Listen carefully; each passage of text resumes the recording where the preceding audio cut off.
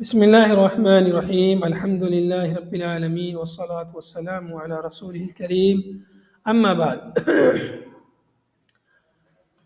عزیز طلبہ، آج کا یہ درس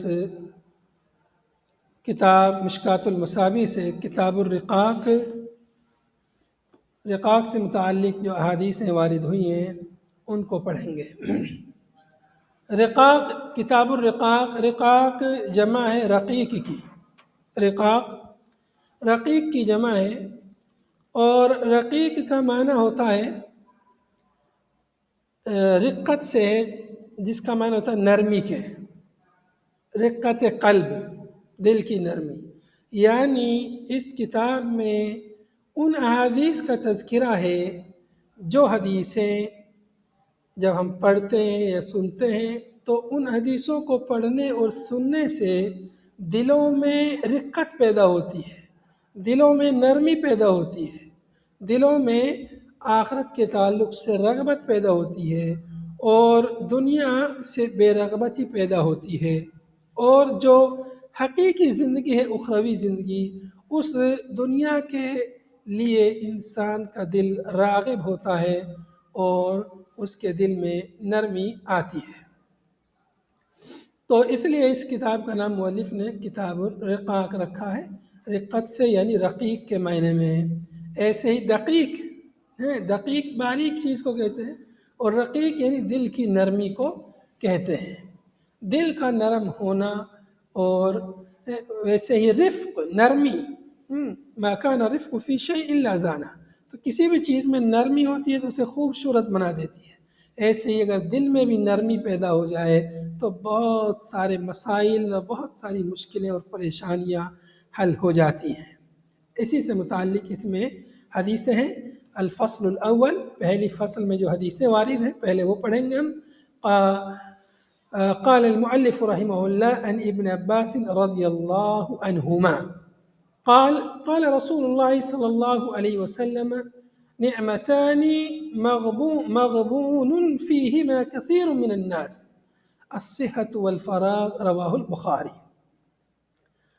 روایت ہے حضرت ابن عباس رضی اللہ عنہما سے۔ عن کا مطلب کیا ہوتا ہے؟ یعنی مؤلف نے اس حدیث کو نقل کیا ہے امام بخاری سے، وہ اس کو روایت کرتے ہیں اپنی سند سے ابن عباس کے واسطے سے۔ عن ابن عباس یعنی روایتاً عن ابن عباس۔ ابن عباس کون ہے؟ عبداللہ ابن عباس رضی اللہ عنہ، یہ عبادلہ اربع میں سے ہیں۔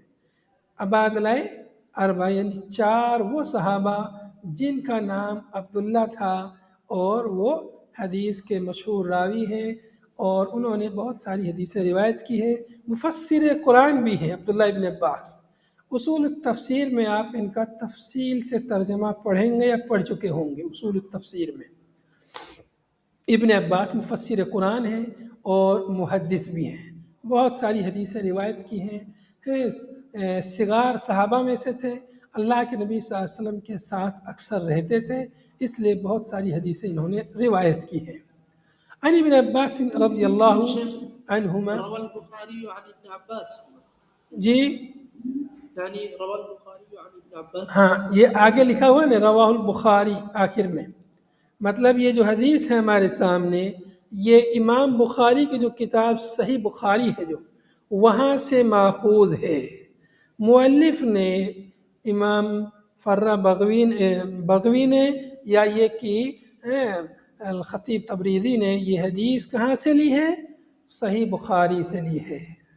یا یہ کہ خطیب تبریزی نے اعتماد کیا ہے الجمع بین الصحیحین الحمیدی پر اعتماد کیا ہے، وہاں سے یہ حدیث انہوں نے نقل کی ہے۔ تو صحیح بخاری میں یہ حدیث سند کے ساتھ ہے، امام بخاری اپنے استاد سے روایت کرتے ہیں، پھر وہ اپنے استاد سے، پھر اپنے استاد سے، پھر اس طرح صحابی رسول سے، پھر اللہ کے رسول سے۔ ابھی آپ لوگوں نے جو کتاب حدیث کی پڑھی ہے اس میں کوئی کتاب سند والی نہیں پڑھی ہے۔ اگلے سال آپ سنن ابی داؤد، سنن ترمذی وغیرہ پڑھیں گے جو سند کے ساتھ ہیں، حدیثیں مکمل سند کے ساتھ ہیں، تب آپ کو اور اچھے سے سمجھ میں آئے گا کہ حدیث مکمل حدیث کوئی محدث جب روایت کرتا ہے تو کیسے کیسے اسے روایت کرتا ہے، وہ اپنے استاد سے، پھر وہ اپنے استاد سے، پھر وہ اپنے استاد سے، پھر صحابی تک جاتی ہے، پھر صحابی اللہ کے رسول سے روایت کرتا ہے۔ کبھی صحابی اللہ کے رسول کے قول کو بیان کرتا ہے، کبھی آپ صلی اللہ علیہ وسلم کے فعل کو بیان کرتا ہے۔ یہاں پر ابن عباس رضی اللہ عنہ نے نبی صلی اللہ علیہ وسلم کے قول کو بیان کیا ہے۔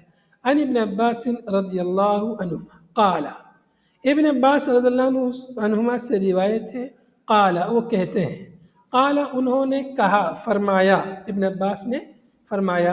ماضی کا صیغہ ہے تو ماضی کا ترجمہ کر سکتے ہیں یا حال کا ترجمہ کر سکتے ہیں، گویا کہ ہم ماضی کی بات کو ابھی ہم پڑھ رہے ہیں۔ ابن عباس رضی اللہ عنہ فرماتے ہیں، قال رسول اللہ صلی اللہ علیہ وسلم، کیا کہتے ہیں ابن عباس کہ رسول اللہ صلی اللہ علیہ وسلم نے ارشاد فرمایا۔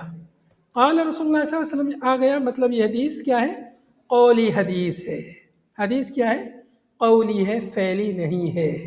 آگے قال رسول اللہ صلی اللہ علیہ وسلم بعد دو نقطہ ہے، تو اس کے بعد آگے مقولہ ہے۔ کیا فرمایا اللہ کے رسول صلی اللہ علیہ وسلم نے؟ نعمتانی مغبون فیہما کثیر من الناس، دو نعمتیں ایسی ہیں کہ ان دو نعمتوں میں کثیر من الناس، بہت سارے لوگ مغبون ہیں۔ مغبون یعنی خسارے میں ہے۔ مغبون غبن سے ہے، غبن معنی خسارہ، دھوکہ، نقصان۔ غبن یا غبن دونوں طرح پڑھ سکتے ہیں، اسی سے مغبون خسارہ کیا ہوا۔ تو غبن، مغبون یا غبن یا غبن، ایسا خسارہ جو یا تو انسان کے مال وغیرہ میں ہوا ہو یا رائے میں ہو، کسی بھی چیز میں ہو۔ یہاں پر جس خسارے کا ذکر ہو رہا ہے کہ دو نعمتیں ہیں، تو وہ نعمت بہت عظیم چیزیں ہیں، بہت اچھی چیزیں ہیں، لیکن ان نعمتوں میں انسان خسارے میں، اکثر لوگ، زیادہ لوگ، کثیر من الناس، زیادہ تر لوگ یا بہت سے لوگ ان دو نعمتوں میں خسارہ اٹھاتے ہیں، یعنی فائدہ نہیں اٹھاتے ان نعمتوں سے۔ ان دو نعمتوں میں بہت سارے لوگ خسارہ اٹھانے والے ہیں، یعنی فائدہ نہیں اٹھاتے۔ وہ دو نعمتیں کون سی ہیں؟ الصحت والفراغ، صحت، تندرستی، اور فراغ۔ فراغ یعنی فرصت، یعنی وقت ہے اس کے پاس، مشغول نہیں ہے، خالی وقت اس کے پاس ہے۔ فراغت، صحت اور فراغت دو نعمت ہے۔ تو صحت کی جو نعمت ہے، یہ اتنی عظیم نعمت ہے۔ غالب نے کہا تھا تندرستی، کیا ہے شعر؟ کیا شعر ہے غالب کا؟ تنگ دستی اگر نہ ہو تندرستی ہزار نعمت ہے۔ تنگ دستی اگر نہ ہو تندرستی ہزار نعمت ہے۔ اسی طرح ہے نا شعر غالب کا، تنگ دستی اگر نہ ہو غالب تندرستی ہزار نعمت ہے، مطلب ایسے ہی اس کا شعر ہے، کچھ الفاظ کی کچھ کمی جاتی ہوگی۔ تو اس شعر پر کسی اور نے شعر کہا تھا غالب کے شعر پر، تنگ دستی گرچہ ہو غالب تندرستی ہزار نعمت ہے۔ تندرستی کی نعمت کی قیمت تب سمجھ میں آتی ہے جب انسان بیمار ہوتا ہے۔ انسان جب بیمار ہوتا ہے تب اسے یاد آتا ہے صحت مندی کتنی عظیم نعمت ہے۔ پھر اس کو موت نظر آنے لگتی ہے، بیمار ہو جاتا ہے تو موت کو بہت قریب دیکھنے لگتا ہے۔ ابھی کورونا کی بیماری چلی، آکسیجن وغیرہ کی لوگ جو ہے اس کی قلت محسوس ہوئی اور باہر ملکوں سے آکسیجن آئی۔ تو صحت کتنی عظیم نعمت ہے، آدمی کو بیماری کے وقت اس کی قدر معلوم ہوتی ہے، لیکن جب انسان صحت مند ہوتا ہے تب اس کی قدر و قیمت وہ جانتا نہیں ہے۔ لیکن جب وہ ہاسپٹل میں داخل ہوتا ہے، بیماری کا علاج کا پیسہ دیتا ہے، تب اسے سمجھ میں آتا ہے کہ یہ ساری نعمت تو ہمیں فری میں مل رہی تھی۔ آکسیجن ہمیں فری میں مل رہا تھا، ہمیں کسی دن اس کی قیمت کا احساس نہیں ہوا، لیکن آکسیجن کی جب قیمت ادا کی گئی ہاسپٹل میں تب اس کا پتہ چلا کہ فری میں جو ہمیں نعمت مل رہی تھی اس کو تو کتنی عظیم نعمت ہے۔ تو صحت اور تندرستی بہت عظیم نعمت ہے۔ انسان صحت مند ہے تو صحیح سے اپنے رب کی عبادت بھی کر سکتا ہے، صحیح سے اطاعت اور فرما برداری کرے گا، زیادہ سے زیادہ اجر و ثواب کمائے گا، اور زیادہ سے زیادہ وہ دنیا سے اور لذت فائدہ اٹھائے گا۔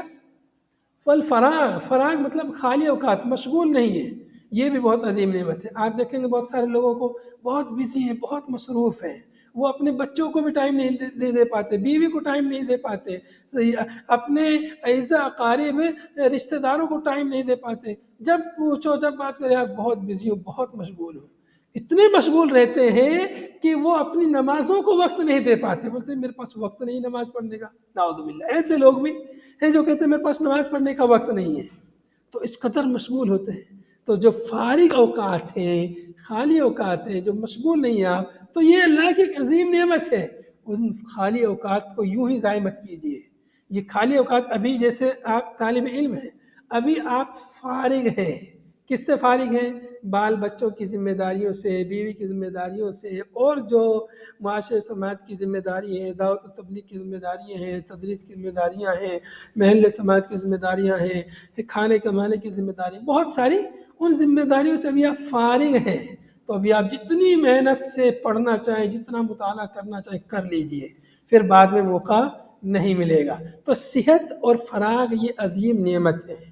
ان نعمتوں کے بارے میں نبی صلی اللہ علیہ وسلم نے کیا فرمایا کہ اکثر لوگ، زیادہ تر لوگ ان میں خسارہ اٹھاتے ہیں۔ خسارہ کیسے اٹھاتے ہیں؟ مطلب ان سے فائدہ نہیں اٹھاتے۔ فائدہ نہیں اٹھاتے تو مطلب یہ چیز اس کی بیکار چلی جاتی ہے، فائدہ نہیں ہوتا۔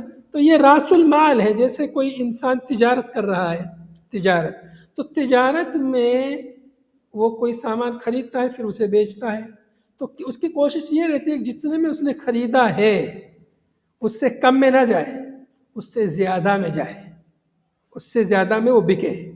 تو جتنے میں خریدا ہے وہ تو راس المال ہے، اتنا تو ملنا ہی ملنا چاہیے، اس سے کم ملے گا تو نقصان ہو جائے گا، اور اس سے زیادہ ملے گا تو اس کا نفع ہوگا۔ تو راس المال ملنا ہی ملنا چاہیے۔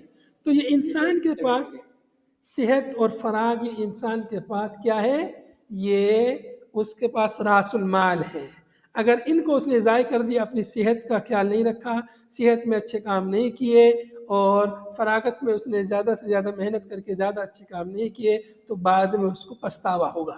اس حدیث میں ہمیں صحت کی اہمیت معلوم ہوئی، فراغ خالی اوقات کی اہمیت معلوم ہوئی، اس سے اکثریت کی مذمت بھی معلوم ہوئی۔ جو لوگ کہتے ہیں کہ ہم تو زیادہ ہیں، ہم اچھے ہیں، ان کی اس میں مذمت معلوم ہوئی۔ قرآن پاک میں بھی اکثریت کی بہت سارے مقامات پر مذمت آئی ہے، اور قلیل من عباد الشکور اس طرح کہہ کر کے اللہ رب العالمین نے قلیل لوگوں کی، کم من فئۃ قلیلۃ غلبت فئۃ کثیرۃ باذن اللہ، بہت سارے مقامات پر کم لوگوں کی اللہ نے مدح کی ہے، زیادہ لوگوں کی، اکثریت کی مذمت کی۔ یہاں بھی اکثریت کی مذمت ہے، اور ہمیں یہ بھی معلوم ہوا کہ جو ہے نعمت سے اگر ہم نے فائدہ نہیں اٹھایا تو اس سے ہمیں خسارہ ہوگا۔